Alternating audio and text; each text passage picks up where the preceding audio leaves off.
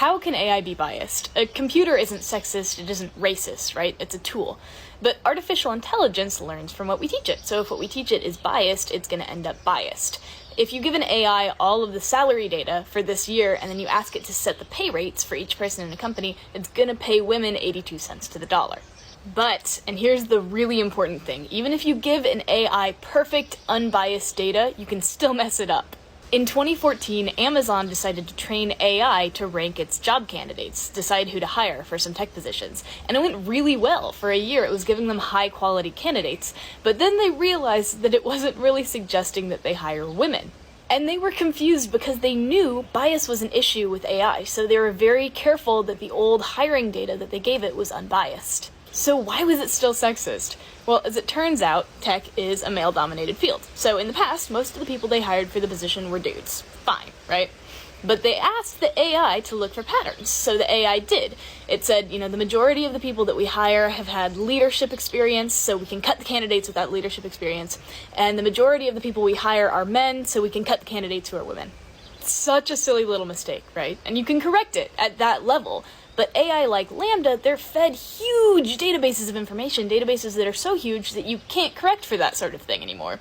You can't comprehend that amount of information, so you don't know what biases it's picking up along the way. That's how you end up with biased AI. Alright, so this TikToker by the name of Audely.eu points out something that's absolutely critical to understand, which is that systems that claim to be race blind very often end up not being so. And with the example that she gave was about gender, we can apply this to many different circumstances, and one that I want to focus on is actually in the realm of credit scores. Now, we all understand that it would be pretty obviously racist if they just gave Black Americans lower credit scores. But the reality is that is something that's happening systemically, even though theoretically race is not a factor.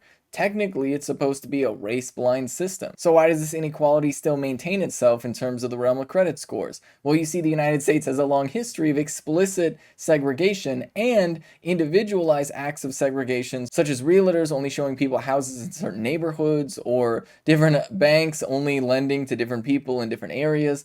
A litany of personalized racism that exists within structures and systems that uphold their individualized power, that create that systemic problem. But then there's also just larger systemic issues, which is the fact that the history of redlining and the racial inequality that is created through employment and a litany of other factors is a pre-existing condition that existed when credit scores came into existence. And when credit scores came into existence, if you use something as simple as a zip code, you might be factoring in race without even realizing it. But then when you pile on top of that the fact that banks have historically actively targeted marginalized people, and especially Black people in the United States, for predatory lending and a litany of other predatory financial schemes, then you start to realize that these credit scores are not as unbiased as they claim to be. They end up having an incredibly racist effect, even though they claim to be race blind. Not only because they use pre-existing data, but because current systems are not acknowledging the role of race and not actively counteracting it. And this is fundamentally the problem,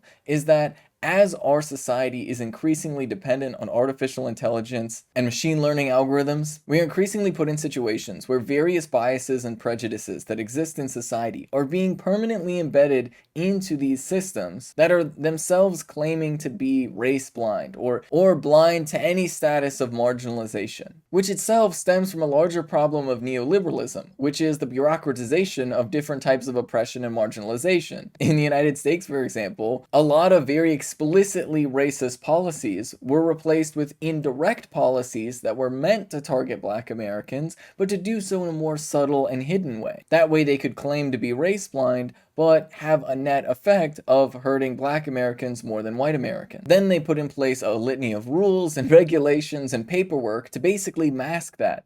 They have formal structures that exist to hide the role that these systems play in propagating racial inequality, which leads to the individualization of systemic problems. There is a systemic problem of Black Americans being denied access to capital, that is, being denied access to mortgages and loans, and in some cases even jobs based off of their credit score. The credit score being an incredibly racially biased system. But when that happens, and if somebody is denied a loan, the bureaucracy is such that it becomes difficult for one to prove that racism was the root cause of them not getting access to a loan. All of a sudden, it becomes this bureaucratic question of, oh, well, technically, was it this thing? Was it that thing? It could have been something completely different. It could have been a bug in the system. Or maybe you just are somebody that wouldn't normally be approved a loan anyway. They blame it on all of these extraneous external factors, and that is exactly why it's designed that way. It is designed in such a way that it can claim race blindness even when it has a systemically racist impact.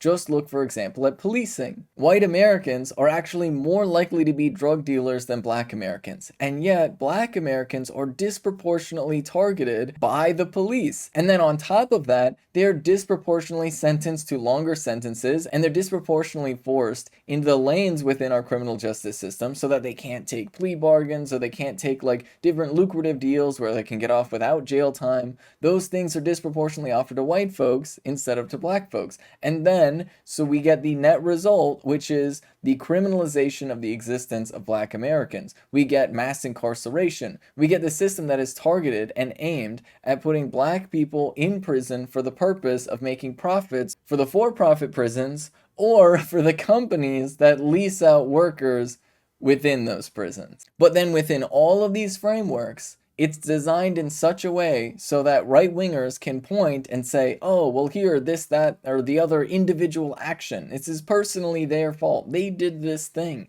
They missed this payment, so their credit score is low. Or they did this thing, so that's why they got put in jail or whatever.